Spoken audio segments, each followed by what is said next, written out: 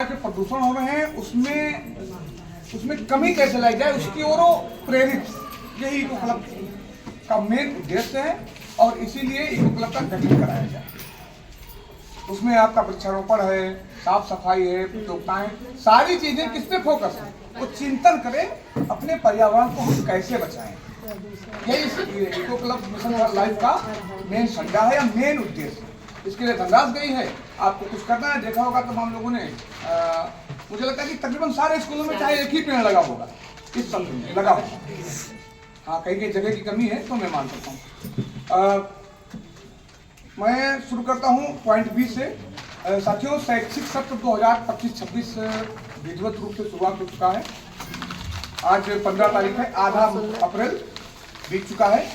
संदर्शिका के बारे में आप लोग जानते होंगे कि जो संदर्शिकाएं हैं 24-25 की आधारशिला क्रियान्वयन संदर्शिकाएं कक्षा 1, कक्षा 2, कक्षा 4 और कक्षा 5 वो कैरी कर जाएंगी। इस सत्र में भी नहीं मिलेंगी, यानी 24-25 की संदर्शिकाएं आपके चलेंगी। कक्षा 3 छोड़ा गया, कक्षा 3 की जो संदर्शिकाएं हैं वो आपको नहीं मिलेंगी। कारण ये हो सकता है, अभी कोई विशेष हम लोग जानकारी नहीं है, लेकिन मुझे जहाँ तक एनसीईआरटी आएगी ना, एनसीईआरटी को हमारे स्कूल्स में इनबिल्ट किया जा रहा है। पूरे देश में एक देश एक पाठ्यक्रम की ओर हम लोग पढ़ रहे हैं, तो अभी कक्षा 1 और 2 में लागू किया जाता सिलेबस, अब संभवतः कक्षा 3 में एनसीईआरटी सिलेबस लागू होगा और उस आधार पर संदर्शिका बनेगी। इसलिए एक कक्षा 3 की संदर्शिकाएं आपको नहीं मिलेगी। रिमेडियल टीचिंग कितने सप्ताह का आदेश था? 12 सप्ताह। नहीं, आप 2-3 लोग नहीं। हाँ मैडम, कितने? 12 सप्ताह रिमेडियल टीचिंग करना है। उसमें सबसे पहले हमको क्या करना है? बच्चों का बेसलाइन असेसमेंट करना है। याद कीजिए 2020-21 हम लोग एक प्रपत्र क्वेश्चनार बनाते थे। उस क्वेश्चनार के आधार पे और बी कैटेगरी में बच्चों को बांटते थे। ए में कौन जाएगा? जो 50% से ऊपर होगा वो ए में जाएगा, यस बी में जाएगा, और जो 50 या 50% से नीचे है वो ए में जाएगा। कारण क्या है? बच्चे ये ना जान पाए कि हम कमजोर हैं, इसलिए उनको दे दिया गया। ठीक है, उनको ये बात पता ही नहीं होनी चाहिए। तो रिमेडियल टीचिंग 3 सप्ताह का पत्र जारी हुआ था। 3 सप्ताह हम रिमेडियल टीचिंग करेंगे। तत्पश्चात अगले दिशा निर्देश पे हम संदर्शिकाओं का प्रयोग करते हुए कक्षा शिक्षण करेंगे 2 से 8 तक। एक में क्या करना है? कब? आज से शुरू। एक में 1 अप्रैल से 15 अप्रैल तक बच्चों से समन्वय, फेज 2 ग्राहकों से संपर्क और नामांकन, स्कूल चलो ज्ञान जो भी करना था वो करना था। 15 अप्रैल से यानी आज से हमको बच्चों के साथ स्कूल रेडीनेस कार्यक्रम पे कार्य करना। ठीक है, उसमें सबसे पहले कौन सी गतिविधि करेंगे? स्कूल रेडीनेस की शुरुआत में सबसे पहले क्या करेंगे? चहक फेज 1। वो एक प्रपत्र याद है जिसमें फोटो रहता था, बच्चा स्वयं कर लेता है, मदद से कर लेता है, मदद के बाद भी नहीं कर पाता है, नाम गाम सब कुछ होता है ना। जितने बच्चे कक्षा 1 में होंगे उनका फोटो लगेगा और वो आप लोग बना के रख लीजिएगा। वही उनका बेसलाइन असेसमेंट है। फिर हमारा 8 सप्ताह संदर्शिका स्कूल रेडीनेस से, 4 सप्ताह संदर्शिका में दी गई। 12 सप्ताह के बाद अगस्त लास्ट से सितंबर में हम चहेत 2 करेंगे, उन गार्जियन को बुला के फिर दिखाएंगे कि आपका बच्चा तब कहाँ था और अब कहाँ पहुँच गया। उसके बाद पोस्टर, चार्ट, किट और जो भी आपको मटेरियल में इनका प्रयोग हम कर ही रहे हैं, ये मैं मान सकता हूँ कि फट फुट गए हैं, कुछ और मिलने वाले हैं। उसके बाद सबसे बड़ी चीज है डिवाइडेशन ऑफ चिल्ड्रन, बच्चों का वर्गीकरण।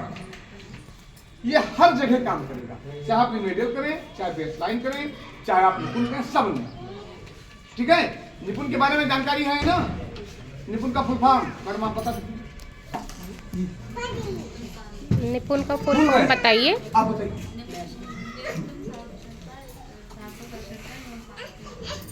नहीं ऐसे नहीं, गुनगुनाइए ना, अलाउ। अंजू मैडम, बहुत अच्छी बात है, बोल सकते हैं, मैं भी बोल सकता हूँ। National initiative for professional in reading, understanding and numeration, राष्ट्रीय अभियान ये सुनिश्चित करने के लिए समझ के साथ पढ़ना और समझना। ठीक है, याद रखिएगा। अब एक आया था मेरा आदर्श विद्यालय कैसा, मैं एक लाइन में कहूंगा, आप लोग भर लेंगे, समझ जाएंगे। मेरा आदर्श विद्यालय में जहां डैश मुस्कुराते हुए सीख सके,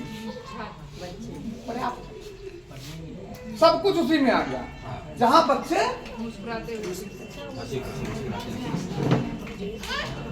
एक उदाहरण था जेएनयू कोई गया है? नो, कोई जरूरत नहीं कि बहुत आपके अच्छे क्लासरूम हो, ठीक है, शासन की मंशा है, होनी चाहिए, बच्चों का मौलिक अधिकार है, लेकिन कोई जेएनयू गया है कभी? जेएनयू नहीं गए। वहाँ पेड़ ऐसे है मैडम, तो बिल्डिंग में ऐसे छेद करके निकाल दे रहे हैं, ऐसे आप झुक के जाइए, सर के उसके नीचे एक पत्ता नहीं काटा जाता जेएनयू का। इसीलिए जेएनयू आज वर्ल्ड के टॉप इंस्टीट्यूट्स में गिना जाता है, एक पत्ता वहां नहीं काटा जाता है। प्रकृति के साथ बिल्कुल छेड़ा नहीं, माने छत बना है, ऐसे आके सभी छेद करके छेद कर देंगे, पेड़ ऊपर निकल जाएगा डाल, लेकिन काटेंगे नहीं। सबसे अच्छा इको क्लब के लिए तो वो संवेदनशील है ना, हम तो सिखाया जा रहा है तो पहले से सीखें, इसलिए जेएनयू। फिर उसके बाद है कम्युनिटी इन्वॉल्वमेंट की बात किया है, अंजू मैडम ने भी किया है और प्रवीण जी ने भी किया है, और हाँ, इन दोनों ने कम्युनिटी इन्वॉल्वमेंट की बात की है अंजुम मैडम ने, और जो अपना एक विजन दिया है। कम्युनिटी इन्वॉल्वमेंट कहाँ से शुरू हुआ बताइए? मैं किसी पे ये नहीं कर रहा हूँ, कटाक्ष मत लीजिएगा इसको, लेकिन सामुदायिक सहभागिता, सामुदायिक क्या कहते हैं, सामुदायिक सहभागिता, सामूहिक उत्तरदायित्व से आती है। खेल से सामूहिक उत्तरदायित्व, हर चीज में खेल ही में इस पे हमको विशेषकर सबको साथियों को भी काम करने की जरूरत है। मैं बहुत ही विनम्रता से के साथ कहना चाहूंगा। सर, सामुदायिक भावना को एक्सप्लेन करिए। सामुदायिक भावना संचालन किसी एक व्यक्ति ने किया, सबको करना। दूसरी चीज इसको अन्यथा मत लीजिएगा। दूसरी चीज सर, एक्सक्यूज मी, सामुदायिक भावना तो समझाइए इसी में।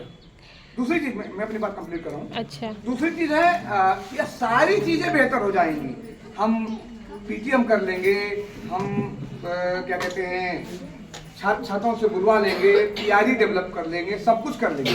मुझे लगता है साथियों दो चीजें हों हमारे साथ। एक तो कर्तव्यनिष्ठ होना। इस सभा में कुछ ऐसे भी, मैं कई मीटिंग, मुझे लगता है कि मैंने 4 या 5 संकुल बैठे, मैं उनको सुनने के लिए तरस गया हूँ। इस सभा में कुछ ऐसे लोग भी बैठे हैं मेरी आंखों के सामने भी, इस समय वो आज तक बोले नहीं, मैं ये भी नहीं, पीछे बोलते तो मैं जान पाऊंगा कौन बोल रहे हैं। इस्लाम जी बोल रहे हैं कि जो है मास्टर साहब बोल रहे हैं, ठीक है, कहां से आएगा? हमें को स्वयं से शुरुआत करना है, सबसे पहले हमको। और एक किसी ने कहा था ना कि अपने हिस्से की जिम्मेदारी पूरा कर लीजिए, दुनिया स्वर्ग हो जाएगी। या निपुण बहुत बड़ी चीज, अपने हिस्से का काम कर लीजिए, किसी को बताइए मत कि आप अनमोल भाई ये कीजिए, आप अपने हक का काम कर लीजिए, बस वही पर्याप्त है। भाई आप उसको बताने जाएंगे कि अपने हक का काम करेंगे, जब तक बताएंगे तब तक आपका काम बाधित हो जाएगा। मतलब मैं गलत तो नहीं कह रहा हूँ, मैं आपको लाख सिखाऊं, मेरा भी तो बर्डन बढ़ रहा है। तो सिर्फ यही कि हम अपने जो जिम्मेदारी है उसको करने का प्रयास करें। तमाम विभागीय दायित्व हैं, तमाम प्रशासनिक दायित्व हैं, गैर प्रशासनिक दायित्व, उसको करते हुए करने का प्रयास करें। मैं ये नहीं कह रहा हूँ कि 100% कर पाएंगे, लेकिन कुछ ना कुछ बेहतर होगा। और दूसरा है समयनिष्ठ होना। समय के पाबंद हैं तो सब कुछ है, समय के पाबंद नहीं है तो कुछ भी नहीं। ये आप अंदाजिएगा। और एक मेरा एक विशेष निवेदन है कि आप अप्रैल महीने में अपने बारे में एक डायरी में लिखिएगा कि आज हमने विद्यालय में कितना शैक्षिक कार्य किया। 1 महीने बाद जब मई आएगा तो उसमें पलट के देख लीजिएगा। मेरा